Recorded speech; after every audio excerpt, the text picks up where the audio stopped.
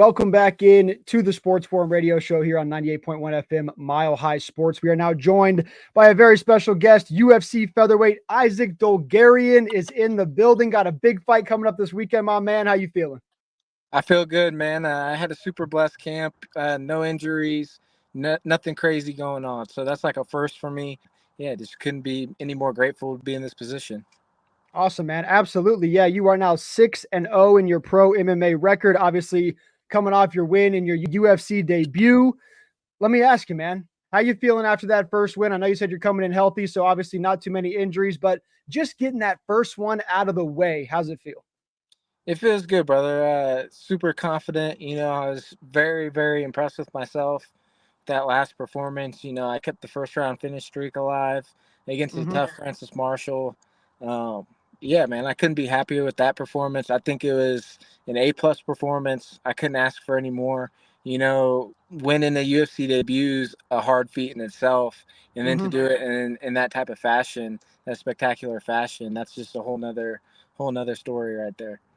Spectacular fashion, ground and pound, round one win there. Obviously, elbows, punches, you were absolutely going at him. I want to ask you, drawing a guy like Francis Mitchell there for your first UFC fight, what was the plan going into it? Did you execute upon what was the goal? I mean, was it just go at him the way you did, get the takedowns, work him on the ground, or did you just kind of go with it, how it played out? Yeah, I just went with how it played out, man. I wanted to get him tired and wear him out, and I thought it was going to be a 3-round war. But my skill is just there, especially on the ground. It's there. I'm one of the best in the world on the ground. So once I got the takedown, it's pretty much a wrap. He was using kind of like stalling tactics just to try to keep my posture down, because he knew as soon as he let go of my head what was coming. And I think they did a lot of research and a lot of training to stop that, but it was just it's not enough. You're coming up on a big one here against Christian Rodriguez, who's also coming in 10-0-1. Not quite as pretty of a record as you, but he's right there. Obviously, you stepping in there with a killer. I don't want too much of your fight camp, ideas and plans, but can you tell us anything that you might be implementing for this camp heading into this one? Just look for a full display of mixed martial arts. I think that's the biggest thing for me, is to blend my martial arts and, use my striking, which my fans and people that watch me haven't got to see yet. And it's something that I've been training over here at Factory X with some of the best strikers in the world: Yusuf Zalal, Chris Gutierrez, Jonathan Martinez, David Onama, like tough guys. And, I hold my own. So I think we're going to get to see some special skills come out of me this fight. Christian's a tough kid, and I didn't take this camp lightly at all. I prepared, I did everything right. So it's just up to fate now. And, God willing, I get my hand raised March 16th. And you just mentioned Factory X. We're huge fans of them. We're obviously out here in Denver, Colorado as well. So shout out to Factory X. But you look at your 6 fights, 4 knockouts, 2 subs, no decisions. I know there's been that narrative of, can he go 3 rounds? I saw your post-fight presser last time. You said, hey, man, look, like, I don't want to go 3 rounds, but I'm fully prepared to do that with anybody. Can you kind of talk about that a little bit? I mean, do you want to get that out of the way? Do you want a distance fight? Or are you just going to always plan like that's never the goal, is to go the distance here for you? Well, it's never the goal, but I always plan for 3 rounds. I don't take any fight in the UFC lightly. I grew up watching these guys fight, and I never thought that I could be on that level. And then I realized one day that I am on that level. I belong there. And so really, that at the end of the day, bro, like, I just have to show up and do what I do every day, and the stars will align for me.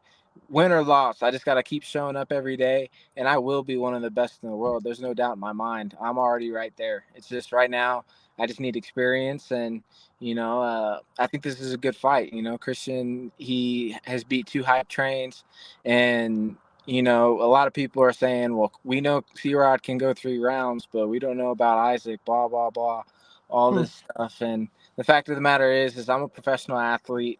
I'm not a bigger guy. I fight at 145. We're some of the best cardio athletes in the world.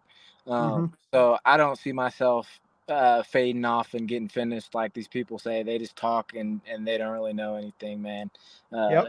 If you know me, I've been competing since I was 8 years old. So cardio, and mental stamina are no problem. Mm. I do want to ask you. So, speaking of stamina, obviously going the distance if you have to. You train out here at Factory X, so you automatically are training at 5280 every single day. So the lungs are there. But do you do anything extra? Do you run the red rocks? Do you have any other things you do to really get that cardio up? Yeah, man. Every weekend I go up in the mountains. Every week in a fight camp at least. Usually when I'm not in fight camp, I'm hiking or something up there. But Mhm. anyways, in fight camp, yeah, I'm always running. I run like 4 or 5 miles up in the mountains, 10,000 plus feet. So Mm. it's nothing new, man. Like I said, I've been doing this since I was a kid. So I don't know where people are getting off on these things saying that I'm a possible fraud or blah blah blah. Like it doesn't bother me. It's just more annoying. I'm like, you guys do not know me. If you knew me, you'd know this isn't a problem. They like to talk, man. They like to judge you before they know you. That seems to be a thing out here when you're up and coming. So I do Yep. want to ask you though, the elbows, that to me seemed like the difference in that fight. You throw them and you throw them vicious, man. You're mean with it, you're powerful with it, you're accurate with it. Is that a big thing that you train is the elbows, knowing that not everybody is as masterful, in that side of things? Yeah, I mean that's how I got my nickname, man, the Midwest Chopper. I put holes in people's faces, I break orbitals, and yeah, I can do that all day for 3 rounds, like at Mm, that same pace you saw with Francis Marshall. So there's no doubt. I train them a decent amount, and they're just a different weapon. Your hands hurt, but the elbow is like a sledgehammer. It's like a mallet, yep. and when you hit someone in the face with that, it can change a fight, just one of them. So that's the biggest thing for me. I try to change the fight. I try to get finishes, and that's one of my most effective tools. Is there anything specific? I know I asked you what you were implementing, but is there anything else specific we should watch for in this one that either you're going to be doing defensively or offensively that's something that you haven't really done before, or at least that we've seen you showcase on fight night? So I think you're gonna, like I said, I think you're gonna see a lot of new things, brother, because all Mhm. my fights have basically been the same path to victory.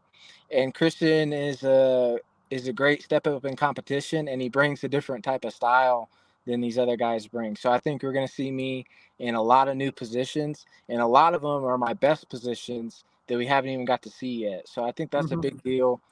And I think it's going to be exciting. I have a couple tricks up my sleeve for him, and we'll see how it plays out. I think his route to victory is to hit a home run. I don't think he's going to squeak out a decision in this one like he did against 18-year-old Raul Rojas and Yep. 22-year-old Cameron Saman. I just don't think it's going to go like that. I think one of us is gonna be walking out of there with a concussion, and the other one's gonna get their hand raised. I like how you're talking, man. I'm looking forward to this one. Going to be an absolute banger. But just jumping out of the octagon for a minute, I did want to ask you, just check in with you. I know after the last fight, you talked about living in the RV. You were searching for the bonus, everything like that. You can tell by looking at what you do: 4 KOs, 2 subs. You are always looking for a performance of the night, fight of the night, 50K type of bonus.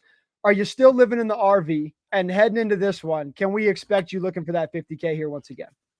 Yeah, I still live in the RV, brother. I got my daughter coming here in about a month, and then I'm gonna. Congratulations. Yeah, thank you. And then after this fight, I'm gonna build her little bedroom corner in the RV. Uh, I plan on staying in the RV for a couple years, man. At least until I can get the amount of land I want. I want to have a little homestead going on, Mm, and be able to ride my dirt bikes and have fun. And so I don't want to buy just any house. I want property first. So I'm looking to get some property. Hopefully, put the RV on it for a couple years, and then build a small house, because I'm the type of person, I don't want this giant mansion or anything. I want 100 acres and a tiny home. That mhm. and all my toys, the dirt bikes, the jet skis, the four wheelers, everything. So I that's love what I'm what you're looking saying. for. But yeah, brother, I'm hunting for that 50K. Um, I know I have the ability to get it. It's just I have to show up, and if I show up, I feel like I will get it this fight. I think it's a tough fight, and the UFC recognized that, and that's why they moved it to the main card. Yep. Hey, first off, congrats to you. Congrats to the lady on the little one coming. Best of luck with everything there. Best of luck in this fight, man. Can I ask you any shout outs, anything for Factory X, the family, the team, anything you want to throw out there before I let you get out of here and prepare for this one? Yeah, big shout out Factory X, man. This is like my home away from home. Love this place. Shout out Kansas City. That's where I'm from. Born and raised. bred there. So Kansas City kids, they're the toughest in the world.